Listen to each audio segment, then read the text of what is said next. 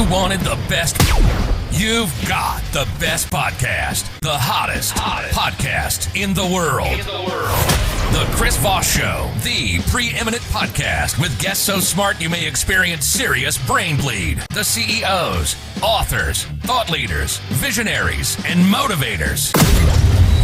Get ready. Strap yourself in. Keep your hands, arms, and legs inside the vehicle at all times, because you're about to go on a monster education roller coaster with your brain. Now, here's your host, Chris Voss.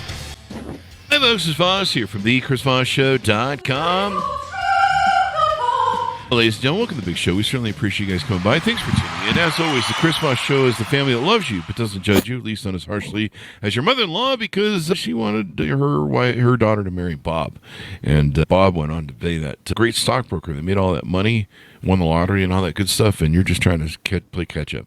Anyway, guys, refer to the Chris Voss Show. Maybe that'll make her happy. Go to goodreads.com/Chris Voss, LinkedIn.com/Chris Voss, Chris Voss 1, the TikTokity, and all those crazy places on the internet. As always, we have the most amazing authors on the show coming out with the most amazing books and the great stories that you want to share, whether they're nonfiction or fiction. They're just going to amaze you and blow your minds. Today we have Alan R. Martin on the show with us today. His latest book is out January 9th, 2023, called A Town's Nightmare, which I believe is a biography on me growing up in my town and city, terrorizing it. No, I'm just kidding. That's not what it's about. It's a novel about whatever. We're going to get into what it's about. Alan grew up, his mother was German and his father was Irish. He didn't meet his mother, but his father met his mother while stationed in Germany as a soldier in the army. Growing up on the base, he usually played sports. He got into writing and retired from the state of Missouri. And he doesn't necessarily call himself a writer, but he has no formal training in journalism or any type of editing. He's never been to college or held a job around in English courses or extensive writing. He usually calls himself a storyteller. His education, I'm converting this here to third party, extends to a high school diploma in trade classes and his experience in the form of electrical, heating, cooling, and commercial construction. Welcome to the show, Alan. How are you? Oh, just peachy keen there. Peachy keen. You gotta love being peachy keen. That's the best way to be. You might be the first person to come on the show in 16 years, 2,000 episode who said they are peachy keen. Maybe that should be a keen. Maybe that should be a title for your next book or something. Peachy King, the murder in Westminster. I don't know. Sounded like a good title. Well, maybe in a peach orchard.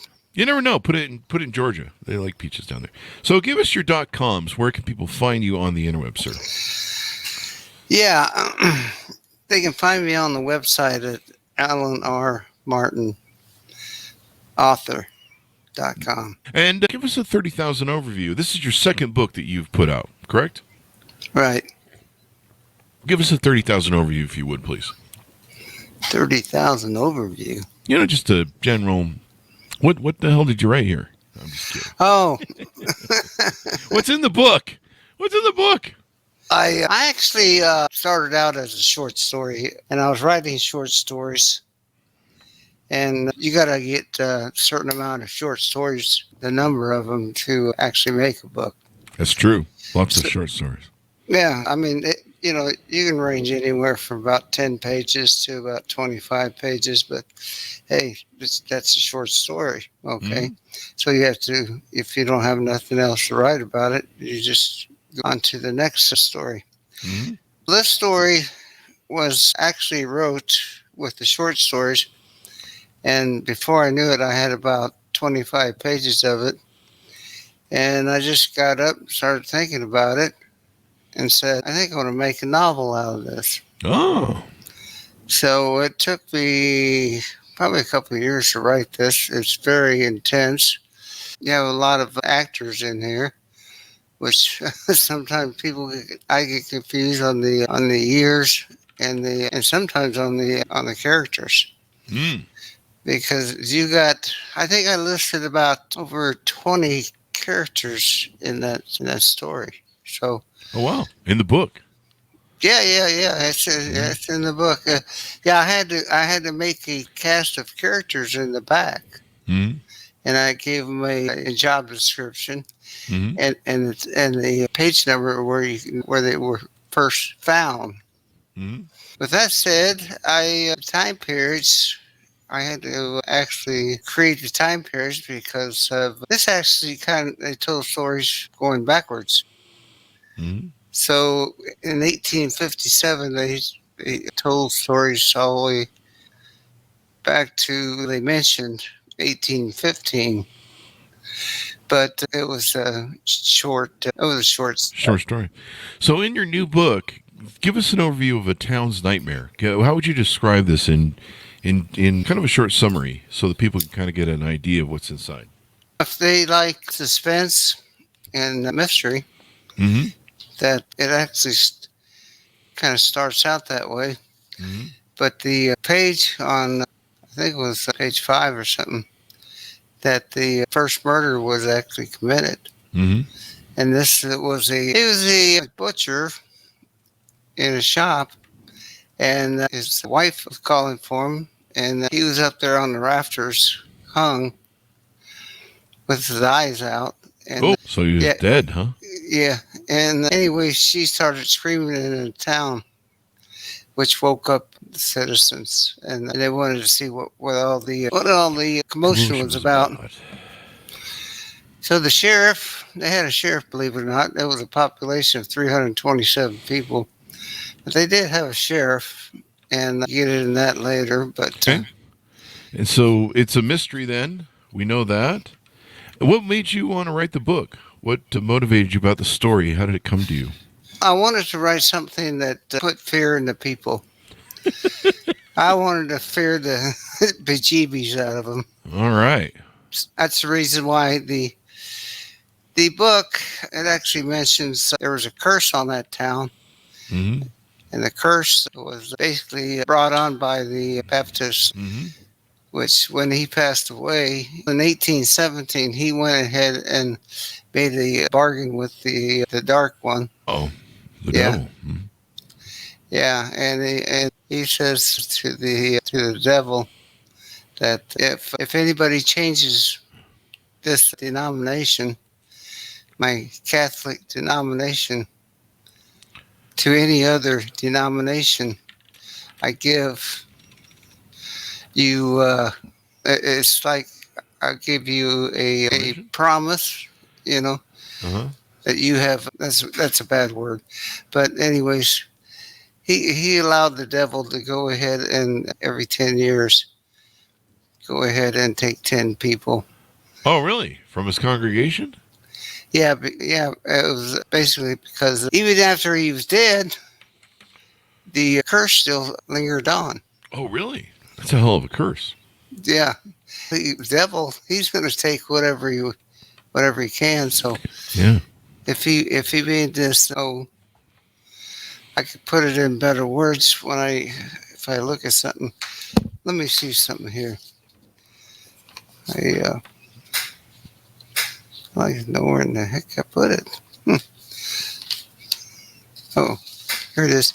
The story tells about the townspeople Mm-hmm. and the curse that was released upon it Mm-hmm. in the late months of 1839. When Pastor Matthew made an announcement to the congregation that he suggested and wanted to change the denomination from Catholic to Protestant. Mm-hmm.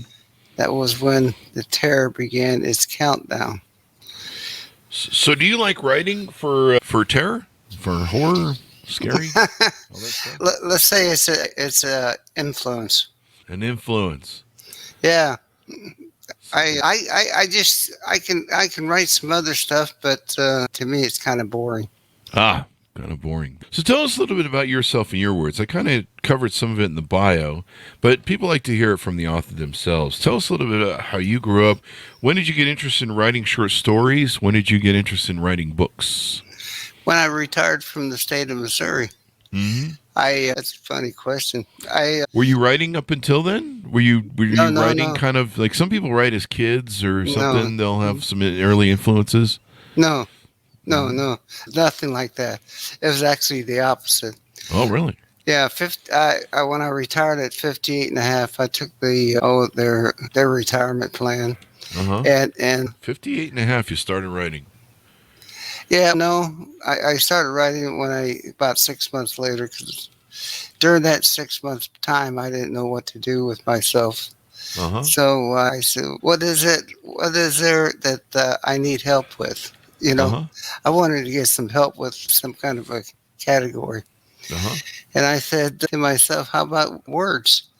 So when I started playing around with words, I started to realize that I was actually on pen and the notepad when I was writing some of these short stories, Uh-huh. because I didn't have a computer at the time. Uh-huh. And anyways, that's how I started. And it was probably about another 6 months before I started getting a little more confidence on what I was writing. Uh-huh. And it's been probably 6 to 8 months before I started creating writing, and that's the reason why the first book, Windows Open, has got like over 33 short stories, Oh, wow. because I I couldn't carry on from the story that I told. Oh, yeah. So you're able to, your first book was a book of short stories. This one's a full-length novel, correct? Yeah. And you started writing 58. Congratulations. That's everyone has a restart date. I think KFC, the guy who made KFC chicken, started in his 50s. Oprah, I think, started in her 50s. There's a lot of people who started their most successful projects late in life. Good for you, man. Good for you. Thanks. Yeah. What do you love about writing? What does it do for you? What do you enjoy? What I enjoy about it is the possibilities of creating something new and different. Mm-hmm. So they say quite a few people out there that say I have my own way of writing that's unique. Mm-hmm. And I say, I'm not a writer. So you're calling me a writer, and I'm not a writer. You have a book. So you have 2 books out. I think you're a writer at this point. I think we can officially Well, call you. actually, I got 3 books out now. Oh, okay. See? Now even more you're a writer. Yeah. Yeah. Lost Stories Found is the 3rd book. Yep. But we're going to talk about the 2nd book, right? We're talking about A Town's Nightmare, right? Yeah. Yep. Anyways, to verify a few things that I left out on this town, and I'll give some insight to it, is that for Bishop Hendrik Elias Lechner, that's the Catholic priest, made a pact with the devil in the month of April, and the year was 1817. He was a devoted Catholic, and his beliefs were strictly to the Catholic faith. Uh-huh. And his sectarian, of course. This bishop was so obsessed with his philosophical doctrine that he made this sacrifice to the dark spirit of lies. Oh, wow. Yeah, this agreement allowed the devil to terrorize the people in the town. Mm-hmm. Yeah, I got trouble reading between the lines, and Yeah. So is there a protagonist in the book that they've got to figure all this stuff out and all that stuff and do battle to win whatever? Yeah, it's what I call a theme of fear, Uh-huh. and unity. Huh. And the unity comes in because the townspeople got together as a group. And they've really never done that before, because they had to come as a group and collect information and see what was actually transpiring. And if they knew anything about the victims.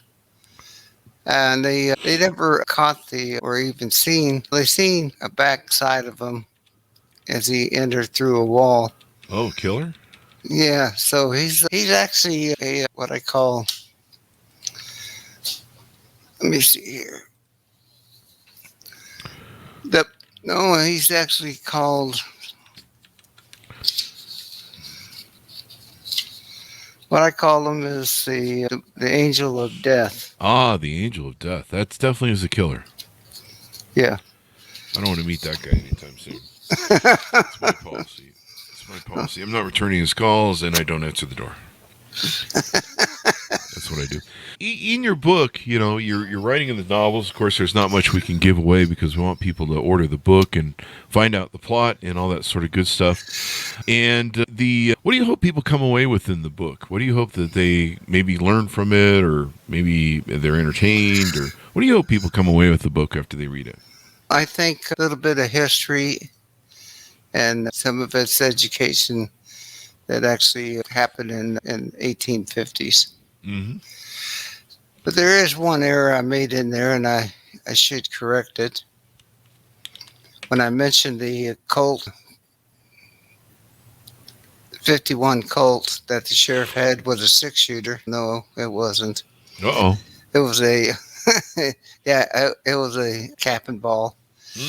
Because they didn't come out with the 6-shooter until in the 60s. They're probably going to have you're probably going to get some emails on that. I don't know. I might now because I told everybody about it. Yeah, you might do that. You know, it's funny. We have so many novelists on the show, like yourself, that write books, and they'll always tell me, they're like, it's funny. My audience will find all the mistakes and errors in the book, and they'll write me and tell me about them, or sometimes they'll tell me stuff that they think about the characters. Like one of my good friends, Jance, is on the show later. She has about, 80 or 90 books now. Wow. And she's a really successful novelist. She's been doing it for, I think, 40 or 50 years. And so she was telling me that one of her characters, drank, and he was a detective. And she didn't realize it, but her audience did. Her audience would come to her at book events and say, "Do you realize that your protagonist, your sheriff guy, is that's drinking all the time? He's an alcoholic. You realize that, don't you?" And she had an alcoholic first husband, and she didn't realize that she'd basically blueprinted that. But she didn't realize that her character was an alcoholic. Her audience did. And so then she had to realize that, hey, he really is an alcoholic. And you start writing that he's an alcoholic. So it's kind of funny how the audience tends to chime in on these things and make things better for the authors. Yeah, I guess you got to just tell it like it is, Tell it like it is. Like the character, you got to. In my book, it's basically everything's all dreamed up, imagination. Mm-hmm. So I had to create these characters. Had to come, give them names, and I had to go ahead and basically give them what type of work they were doing in town. So, with that said, I had to create them, and I had to make them look, let's say, effective. Make them look effective. Yeah, good stuff. So, what are some of the things that you've enjoyed, and maybe favorite scenes that are in your novel? Oh, the favorite scenes? Mm-hmm. There were times when they found Gerald. See, most of those murders were actually like duplicated to what kind of craftsmen they were. Mm-hmm. And Gerald, he was hung in his own barn, and he was actually a butcher, right? Okay. Yeah. The second one was a guy named I got Hank on my mind, but he's third. The second one was, I'll get back to that one. Okay. The third one was Hank, and he was in the barber shop, and he was basically somewhat mutilated in his own barber chair. Ow. That's going to leave a mark. Yeah. Yeah. And this is the I don't know, any word that would actually describe that, a good word, efficient word. Huh. But it's something that I actually invented The word? to go ahead and make sure that it was actually. As we go out, give people a pitch to pick up the book, order it wherever fine books are sold, and your .coms. Where can people find you on the interwebs? Yeah, of course, I'm at Barnes & Noble and Amazon. Mm-hmm. And there are a few bookstores, which I have listed, but I didn't have it ready for the program. People can find it. They can search your stuff online. Alan, it's been wonderful to have you on the show to talk about your amazing book and your insights. I think everyone's going to be excited to pick it up, read it, and get involved with it and all that good stuff. Did we get your .coms? I can't remember if we got the .com there. Yeah, you got my website. Okay, and that will be on the show as well, so people can check that out there. Okay. So thank you very much for coming on the show. We really appreciate it, man. Yeah, I'm kind of got to excuse me on how slow I go. No problem at all. I got this busting headache behind my head. Oh, check it out, folks. Wherever fine books are sold. The Town's Nightmare, out January 9th, 2023. Alan R. Martin has been on the show with us today. We certainly appreciate it. Thanks so much for tuning in. Go to goodreads.com/Chris Voss, linkedin.com/Chris Voss. Chris Voss, one of the TikTok, and all those crazy places on the internet. Thanks for tuning in. Be good to each other. Stay safe. And we'll see you guys next time. And that should have us out.